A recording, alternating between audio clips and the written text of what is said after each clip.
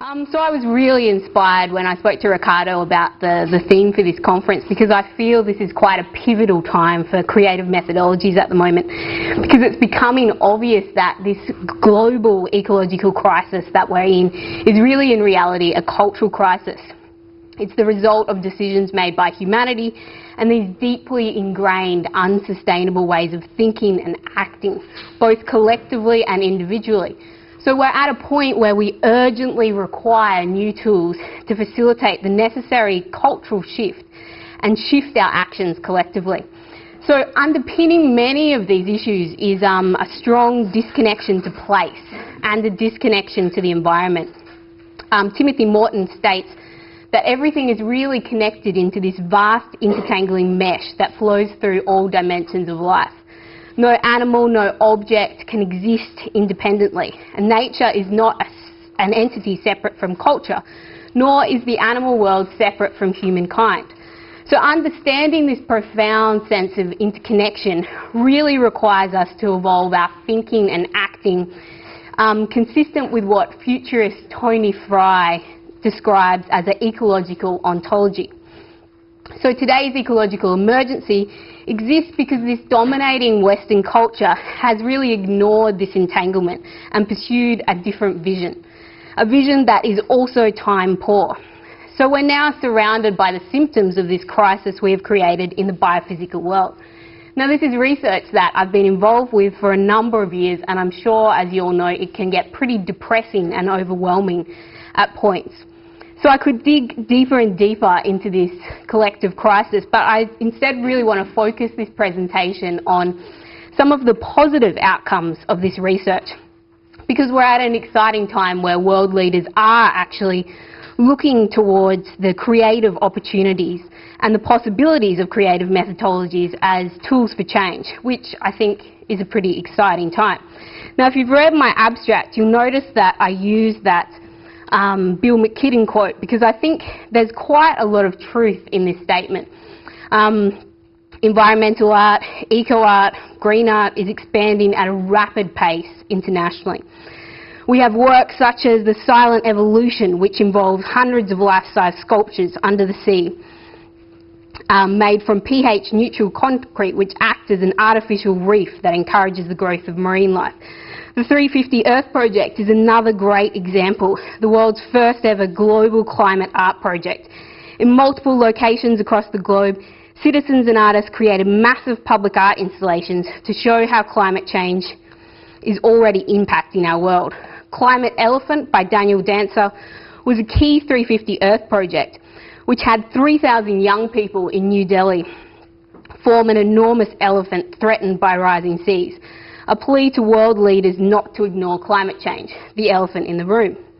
Then we have these hybrid projects such as, I must have skipped that one, Natalie Jereminchenko's Environmental Health Clinic, which blends art, engineering, environmentalism, biochemistry and more to create real-life experiments that enable social change. Angelo Vermeulen's Biomod, which is a collaborative art project conceived to challenge presumed notions of opposition between nature and technology in different cultures across the world. Then we have creative organisations such as Ear to the Earth, a global network of environmental sound art, who are actually facilitating a movement in a way. And this is where I think it starts to become really interesting.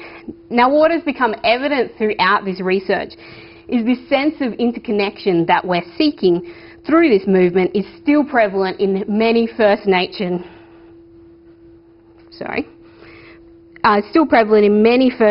cultures globally. A profusion of research suggests in order to move forward, we need to combine the intelligence and knowledge systems from Western and non-Western traditions.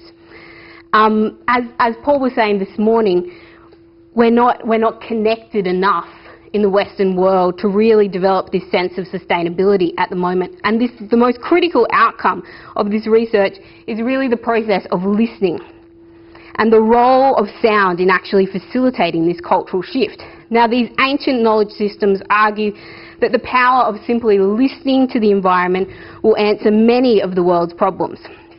Now, even as a composer, I've been mesmerised by understanding the value of sound in other cultures, working with Lyndon Davis, a Gubbi Gubbi traditional custodian in Australia, as he listens to the river to decide where to fish, or working with Maori artist Jo Tito as she explores the process of interconnection through listening to the ocean and the land.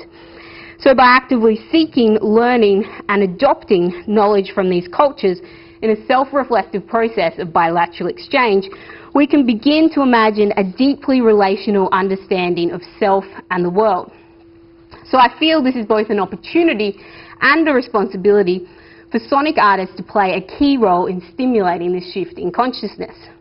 In context of our tools of trade, the body of research surrounding the current state of technology suggests we are in a condition of uncontrolled acceleration, with little understanding of the collision that's occurring between humanity and technology.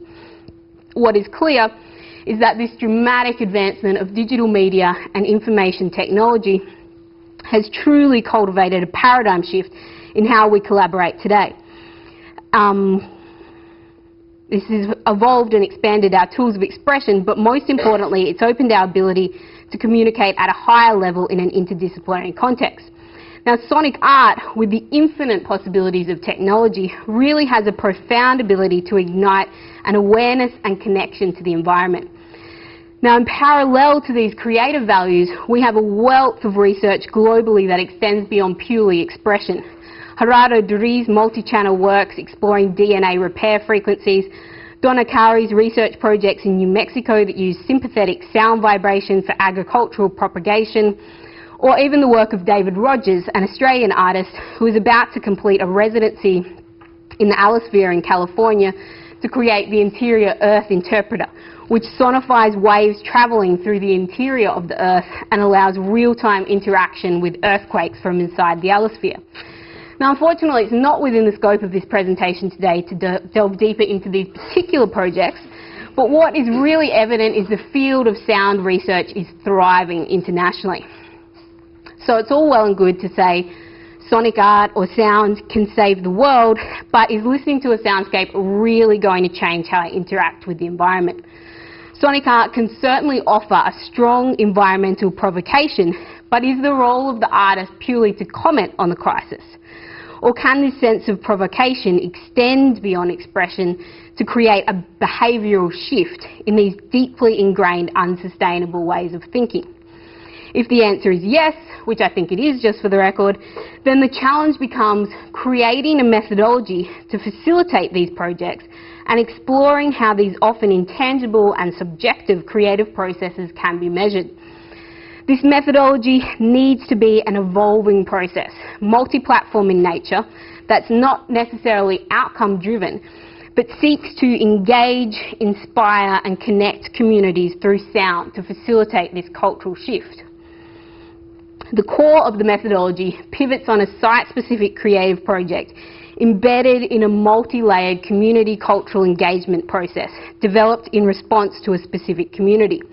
So this evolving model is implemented by the artist, acting as a change agent, spiraling between contextualized theory and practice. So I'm now going to briefly outline 3 case studies of this evolving methodology in action in recent projects that I've documented in Australia and New Zealand, and I'll conclude with just some preliminary strategies to expand this research.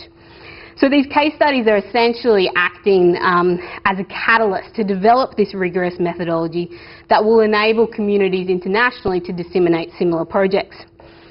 The first case study is Blue Gold, which is a multimedia performance by Australian composer Ros Bent. For those of you not familiar with her work, Ros is an internationally acclaimed sound artist who's pioneered interactive sound installations, environmental sculptures, spatial music systems and 40 sound installations worldwide. So Blue Gold is a performance installation that investigates the delicate balance between wet and dry in our natural landscapes. It's composed for clarinets, cello, electronic sculptures and digital colour field imagery. So the performers essentially navigate their way through this electroacoustic soundscape, which is sourced from diverse areas such as the deep waters of the Southern Ocean, and the Mungo Desert to the flash storms of the bush and wetland ranges. The sculptures in the performance are designed as timers to help reflect the balance between water and earth and the role we're playing in its care and destruction. It takes its title from Maud Barlow's book of the same name, referencing water as the industrial economy, essentially the commodity of the 21st century. So Blue Gold challenges us to shift our collective thinking and actions towards water at a time where water management and governance are critical issues of contemporary society. So I collected the initial data for this research from 2 concert hall performances of this work. So the intention of this performance is to shift our thinking towards water in a 33-minute live performance. Is this really possible? Is 33 minutes really enough time to shift ingrained modes of thinking? Probably not.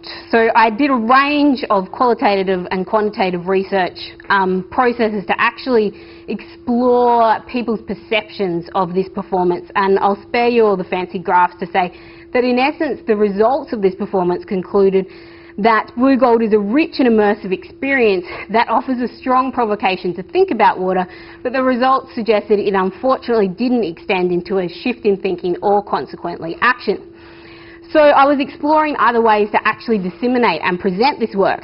So what would happen if the work was completely recontextualised and create a site-specific interpretation of Blue Gold over a lake in one of the most pristine natural environments in Australia? Taking into account the previous data, we need a sustained process of community engagement with the composer, a lot longer than 33 minutes. So by embedding Blue Gold in a dynamic 10-day program of community workshops, sound ecology works, forums and interactive labs designed to confront and challenge a spectrum of water issues across disciplines, created the context we needed to actually initiate social change and generate a shift in thinking. So in June this year, Ros Bant was a resident artist at Floating Land on Lake Catharaba in the UNESCO listed biosphere of Noosa in Australia. Over 10 days she engaged in this intense process of recontextualising Blue Gold for this natural environment, alongside visiting national and international artists who were also responding to a similar theme. So Blue Gold as a live performance basically became a vehicle for these conversations, ideas and actions that framed the theme water culture for the event, which rippled throughout the community. A community that was evidently changed by this process. Now this is the kind of result I was looking for. I wasn't expecting it to be quite as intense to deliver, but it was clear that by creating these rich layers of site-specific community engagement and accessibility over an extended process was critical to the result. So it became much more about the surrounding layers of this process as opposed to the work itself. This is just some images from the live performance. The second case study I'm going to briefly talk about today is Remnant Breath, which is an interactive sound walk commissioned for Eco-Sapiens New Zealand in January 2011. Eco-Sapiens is an initiative of SCANS, which is New Zealand's premier art, technology, culture and ecology event, and involves a symposium, creative residency, public events and exhibitions. So the project itself had already established those 5 minutes ago. Oh God. The project itself had already established those rich layers of community engagement. Remnant Breath is a collaboration between Australian media artist Keith Armstrong, Maori musician and artist Joe Tito and myself. Now the intention of this work was to reveal the remnant sonic layers of the Tianui rainforest walkway leading to the ocean in New Plymouth. Through a 20-minute immersive experience, the work explored stories of water, breath, place and the Maori conception of interconnection and the environment. So by inviting an acute sensitisation to place through the often ignored senses of sound, a powerful context was created for these experiences and conversations. We basically took the yellow line you can see in this map and planted solar speakers all along the path, adding layers to the existing dense sonic environment. This was all sound materials that had been recorded throughout the residency, some materials from oral history collections, and it was layered with a live performance from Joe Tito. The result was again very positive, with most participants digesting these Indigenous knowledge systems and connections to place in ways they never had before, through the intensity and challenging nature of the performance. These infrared camera shots show the participants actually on the soundwalk, So they were guided in small groups at a very slow pace and blindfolded for the entire experience. So keeping with this theory of embedding a multi-layered community engagement process to support the creative outcomes, there were also a series of workshops designed to accompany this project. In this particular context, the workshops were directed at a younger demographic, specifically 8 to 15-year-olds. As the future leaders, it's this generation who will be dealing with the true ramifications of humanity's actions. Now, through this research, I've come to the conclusion that by encouraging young people to actually listen to the environment through these sonic arts practices is the most immediate and effective remedy to facilitate this shift. The workshops included sound walks, field recordings, soundscape ecology processes and a collective composition. And the data from the workshops revealed that 86% of students left with a different perspective of how they would interact and respect the environment. Now that's the kind of results I'm looking for, especially from the generation who will be making future decisions. And there's so much potential in this area that's continually expanding. So in a similar vein to Blue Gold, this particular project was deemed successful through a process of intensive community engagement embedded with these rich layers of workshops, community field recordings and the final creative outcome. The last case study I'm going to quickly overview today is a project called Sonic Babylon, which is a creation of New York-based Nora Farrell and Bill Duckworth, who have spent a significant amount of time in Australia developing interactive sound gardens across the country branded as Sonic Babylon. Now the intent of Sonic Babylon is to surround the world with music, sounds and stories easily accessible on everyday mobile devices. Riding local Wi-Fi networks, the gardens grow in selected spaces within a community, allowing networked visitors access to a world beyond what they see. The gardens hang invisibly in the air and may be both heard and shaped by visitors on their Wi-Fi enabled mobile devices as they visit or pass through. So as visitors move through the garden, the Sonic Babylon application tracks their position in the space. Its 3D audio engine generates a real-time sound mix relative to the location of the planted sounds. Now I've worked with Sonic Babylon on a number of urban installs, but in the middle of last year we explored the possibilities of implementing this project in regional areas, and it was rebranded as Neosonic. It was designed to capture and connect the voice of global communities through sound-based art and technology. So the multi-platform nature of this project involved virtual orchestra, indigenous soundscapes and community engagement workshops which all fed into the sound garden. So this is again underpinned by the notion of engaging, inspiring and connecting communities through sound. I might skip the rest of this project and move straight on to the conclusion, but if you want more information about Neosonic, please come and talk to me. So each of the 3 case studies I've outlined show clear evidence of really initiating this shift in some capacity within the defined community. The key similarity being that they are created as part of a sustained multi-platform process acting as an ecology around the creative outcomes of the work. This evolving methodology was shaped to each specific community and has the potential to be reframed in a range of other contexts. The methodology is innately flexible to adapt to the specific community and environment, but also profoundly grounded. While being principally a practice-led creative process, it is also based within the theoretical context generated by the artists who informally test the development of ideas in a continual spiralling between theory and practice. The approaches have and will vary at each location and context and therefore will remain contingent. So the core of the methodology pivots on this site-specific community engagement project that is embedded in a rich, multi-layered community cultural engagement process developed in response to the specific community. The challenge is now disseminating these tools in an accessible context to actually start facilitating this shift. So I'm just going to briefly conclude with one example of a project we're about to launch. 30 seconds? In 30 seconds. Biosphere Soundscapes is a multi-platform interdisciplinary project designed to connect and inspire the communities of global biosphere reserves through emergent technologies and soundscape ecology. So, as the methodology suggests, this project pivots on a network of site-specific creative projects embedded in this multi-layered community engagement process. It's implemented by sound artists who are acting as agents of change. They work within a biosphere for a period of 2 to 4 weeks, and the content generated is embedded in a virtual network of global biosphere reserves via Google Earth technology. In most cases, the project involves community engagement, including field recordings, public dissemination, soundscape ecology workshops, and it's going to be completely free for biosphere reserves and communities to download tools and facilitate the projects themselves, or select sound artists via the website to visit their biosphere for a residency and workshops. So this project is designed to inspire the communities of biosphere reserves to reimagine the potential for biospheres as a learning laboratory for a sustainable future.